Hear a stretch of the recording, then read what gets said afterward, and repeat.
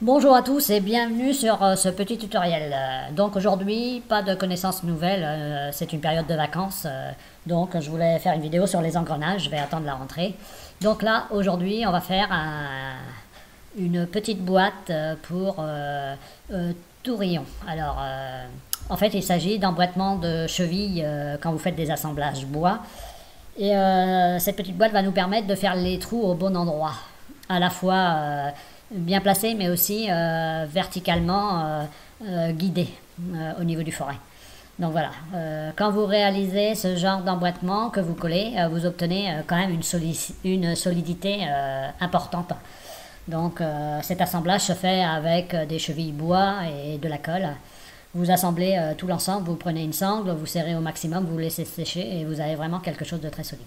Alors nous, ce boîtier, nous allons voir, ce boîtier, c'est un boîtier qui nous permet à la fois de centrer sur le champ notre forêt et en même temps de le placer sur l'horizontale pour que le deuxième trou tombe en face. Donc nous allons faire les trous en fonction des différentes chevilles et des différentes épaisseurs. Donc revenons un peu sur les diamètres de chevilles. Alors les chevilles, c'est du 6, 8, 10, 12. Alors quand vous commandez des chevilles, vous mettez tourillon. Donc on ne parle pas de cheville, mais de tourillon au niveau du bois, mais c'est pareil. Hein. Et donc le diamètre 6 correspond à ce qu'on utilise pour une épaisseur de 10 mm standardisée, le 8 pour une épaisseur de 15 mm standardisée, le 10 pour une épaisseur de 18 mm standardisée, le 12 pour une épaisseur de 22 mm. Voilà. Donc 10, 15, 18, 22, quand vous allez chez n'importe quel fournisseur d'agglomérés, de mélaminés, ce sont des épaisseurs standards. Voilà. Après, vous pouvez bien sûr créer une nouvelle boîte pour des standards, enfin, des planches plus épaisses, mais nous prenons ce qu'il y a de plus courant. Voilà, donc nous allons réaliser cette petite boîte, je vous la montre encore. Elle nous permet à la fois, grâce à ces index, de se placer correctement, et voilà, les index, de se placer correctement sur notre tracé, de percer sans se poser la question, est-ce que je suis bien au centre, et voilà, et d'avoir un guidage du fort. Donc, c'est parti, nouvelle esquisse sur le plan X, Y, je valide, ok. Nous allons prendre un rectangle, je vais m'arrimer sur l'axe Y et X. Je n'ai pas besoin de symétrie, ça ne va rien m'apporter. Nous allons faire une hauteur de 80 mm je crois, mais j'en suis pas sûr, avec une largeur de 70 mm. Bon, les codes, c'est pas très important, on peut les ajuster après.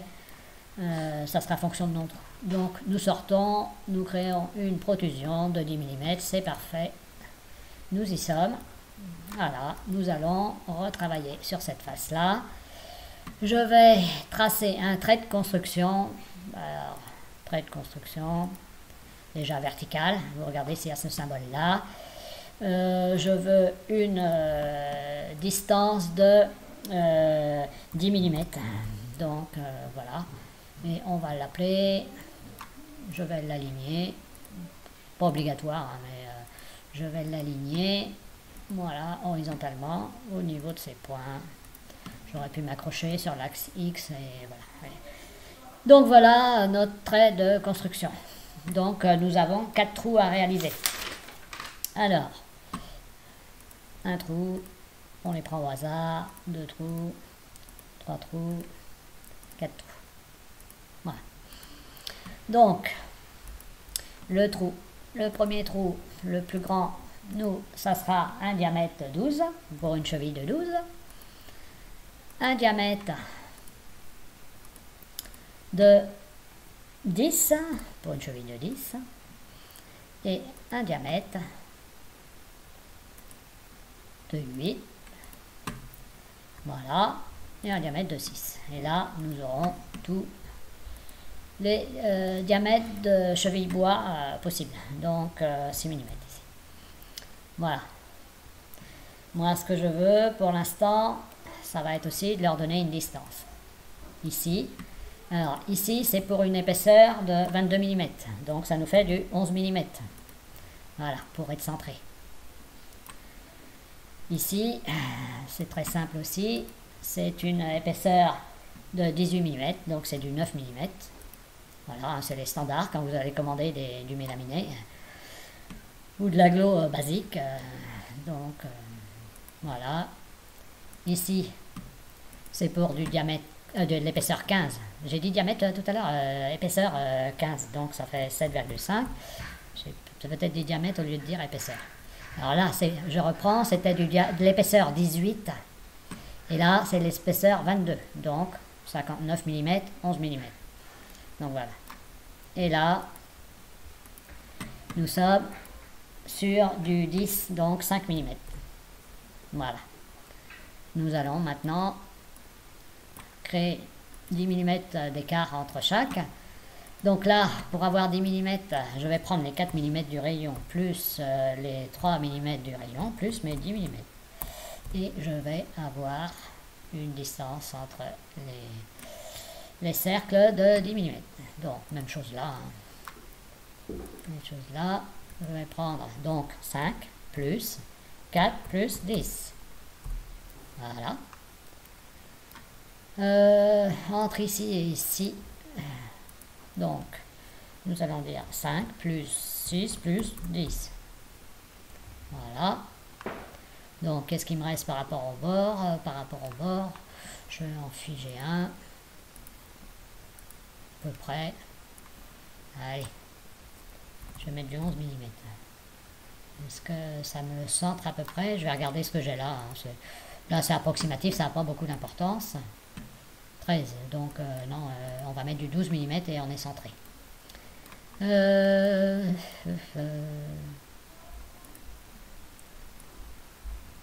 Entre là et là. Non, c'est pas entre là et là. C'est entre là et là. Oui. Alors, elle est où ma cote? Elle est là. Donc, c'est du 12 mm.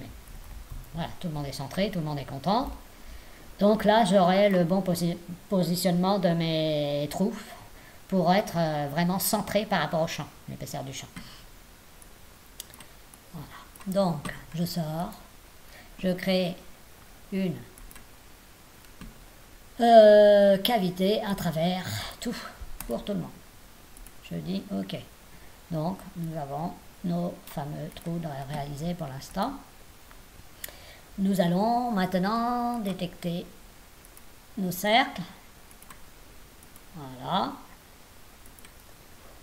Ici, nous allons créer verticalement. Voilà. Donc, on va lui dire que ça et ça, ils sont égaux. Que ça et ça, nous voulons un 10 mm. Voilà. Et nous allons définir ça à 5 mm. Voilà. Nous, c'est ce qui fera notre index. Donc 5 mm, 10 mm, ça et ça égale. Donc ça nous fait quelque chose normalement de symétrique. Donc, je l'encadre, CTRL C, CTRL V, on en dépose un deuxième. Je l'encadre, CTRL C, CTRL V, on en dépose un troisième. Je l'encadre, CTRL C, CTRL V, et un quatrième. Bon, nous allons en placer un. Alors, je vais prendre ici, ça m'ira. Je prends celui-ci, je l'amène ici. Je vais lui dire qu'entre cela et cela, je veux du 1 mm. Donc c'est important, sinon on va avoir une erreur si on n'accroche pas sur le... Ensuite, donc ça et ça, je fais un alignement vertical. Donc tout se passe bien pour l'instant. Je prends ici et je veux un alignement horizontal. Même punition ici, alignement horizontal. Même punition ici, alignement horizontal. Même punition ici, alignement horizontal. Ah, j'ai eu un petit souci là. CTRL Z.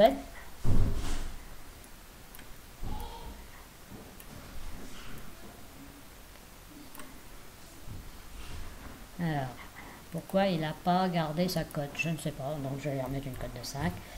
et il me faut un alignement horizontal. Voilà. Donc je vais sortir, créer une protrusion dans le sens inverse de 10 mm. Donc nos indices sont prêts.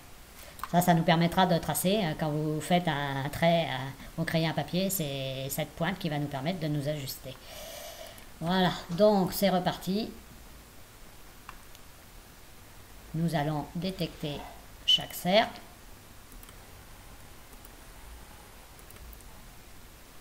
Hop. Voilà. Hop.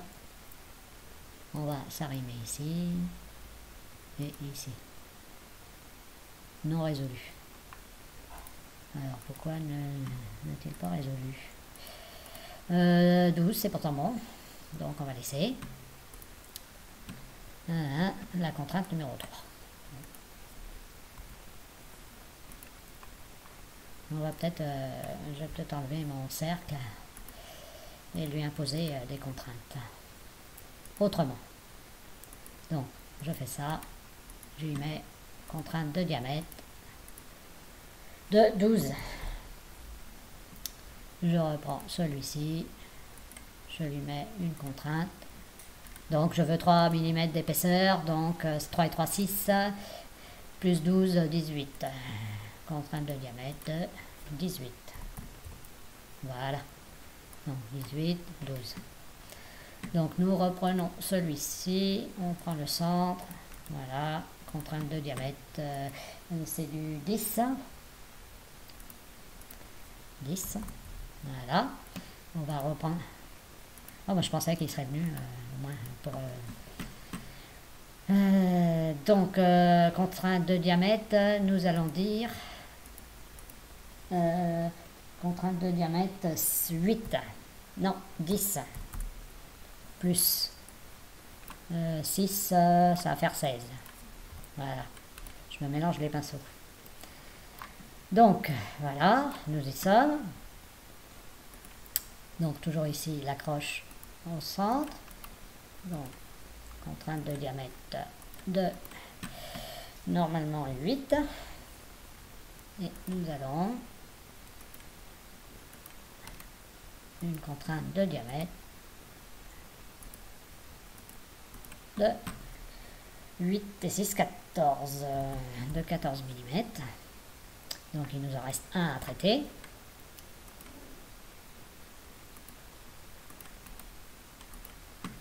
Contrainte de diamètre de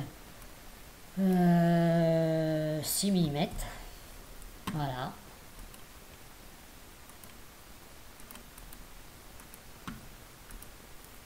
Contrainte de diamètre de 12 mm.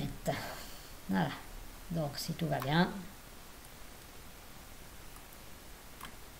Voilà. Voilà. Voilà.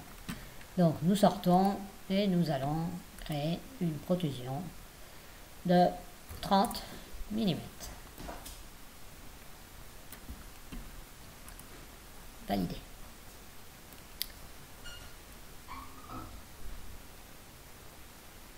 Voilà. Nous allons maintenant créer.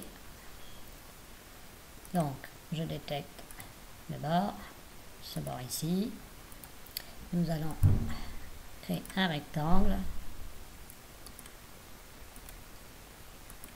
d'une largeur de 10 mm. Voilà. Donc je vais vérifier quand même que je vérifie s'il y a un alignement. Il va me dire erreur, c'est bon. CTRL Z, c'est bien aligné. Voilà. Donc nous allons sortir et créer une protrusion de 35 mm. Regardons. Voilà. 5 mm. Nous allons nous mettre ici. Voilà. Donc, qu'est-ce que je peux aller chercher si je prends ça? Alors, je vais peut-être passer en mode filaire. en mode filaire.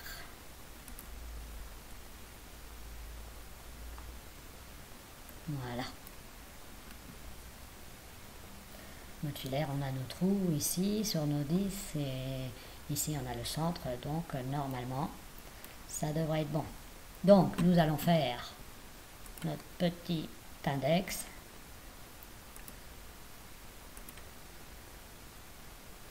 Là, trouver une égalité. 3 mm, 5 mm, excusez-moi, 5 mm, et entre ici et ici, on avait 10 mm. CTRL Z, autant pour moi, entre ici et ici, 10 mm. Voilà. Donc maintenant, je vais détecter le bord. Voilà.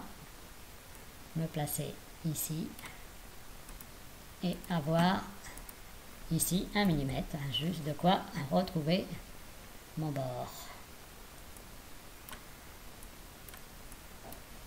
Ah, j'ai du mal avec les accroches.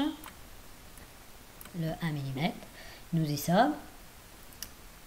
Donc, est-ce que ça nous permet d'avoir un point? Oui, oui, oui, et oui. Voilà. Donc, comme d'hab, CTRL-C, CTRL-V, grosso modo, CTRL-C, CTRL-V,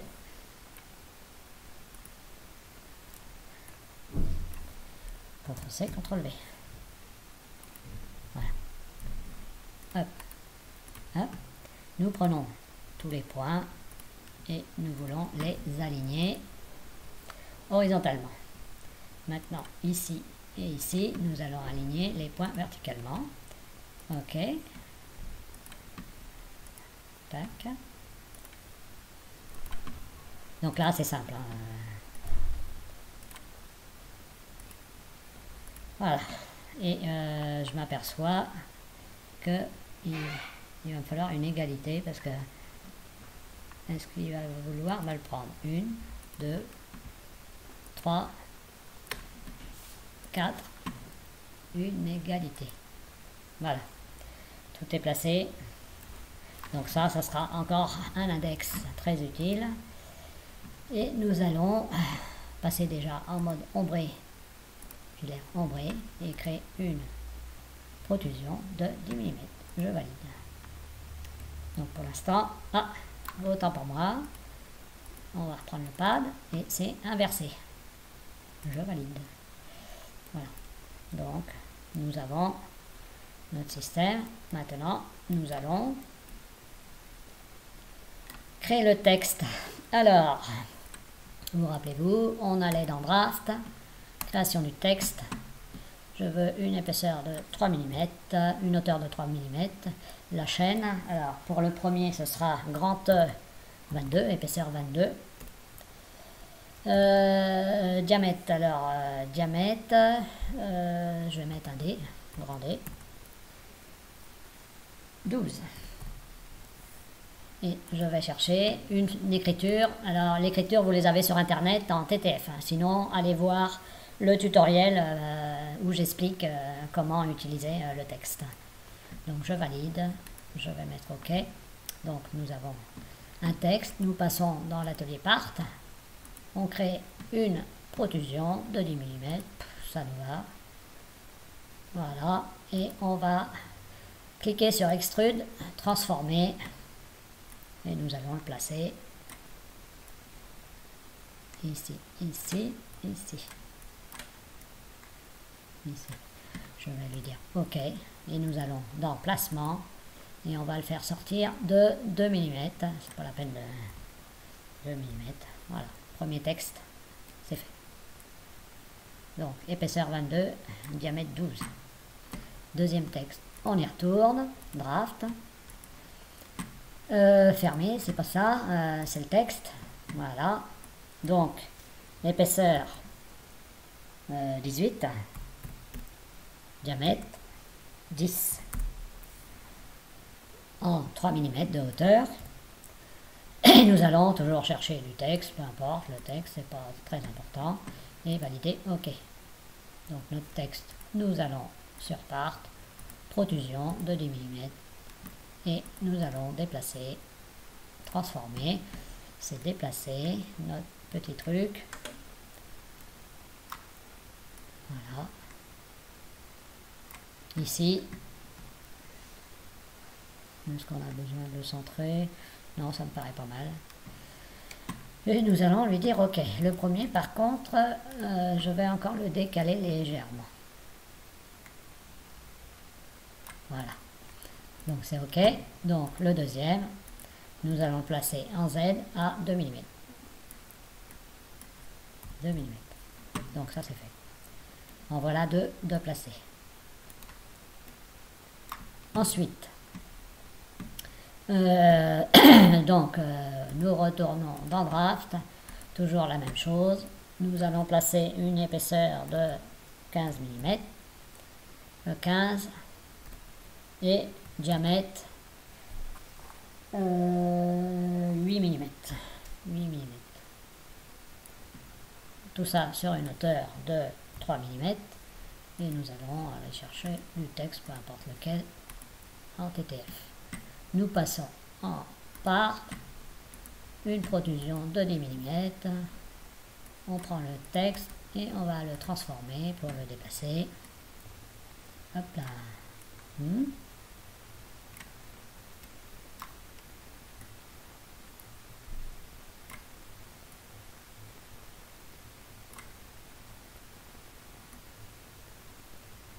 Voilà. Et nous lui disons OK, ce fameux hop, nous allons en placement le placer à 2 mm de hauteur. OK. Donc pour l'instant tout va bien. Et nous allons toujours dans Draft y coller du texte. Nous y coller du texte, donc là c'était la dernière épaisseur, c'est épaisseur 10 mm. 10 mm, diamètre 6. Validé. Donc nous allons dans Part. Ah, je vois pas le texte. Une protrusion. Ok, donc il y a un souci. J'ai dû me laisser distraire. On va le supprimer. Donc, Draft.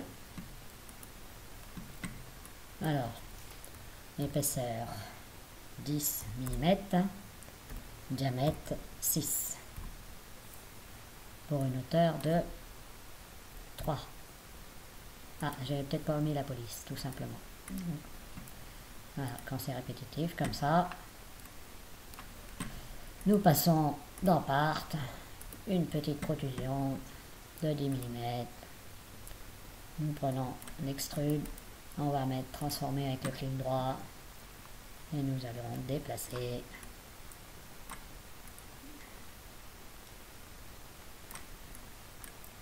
Ah. Voilà. Voilà, c'est pas mal. On fait OK. Mais par contre, en X, en Z, on lui met 2 mm. On aurait pu le mettre avant, en amont, c'était pas très grave. Donc voilà, notre boîte. Regardons, tout le relief est bon, tout est bon. Nous allons maintenant prendre le pad 004, appuyer sur CTRL, l'ensemble des extrudes, et nous cliquons sur l'union de plusieurs formes.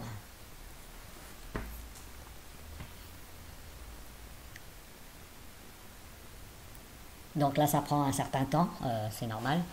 Le logiciel, voilà, calcule. Donc voilà, votre petit boîtier terminé.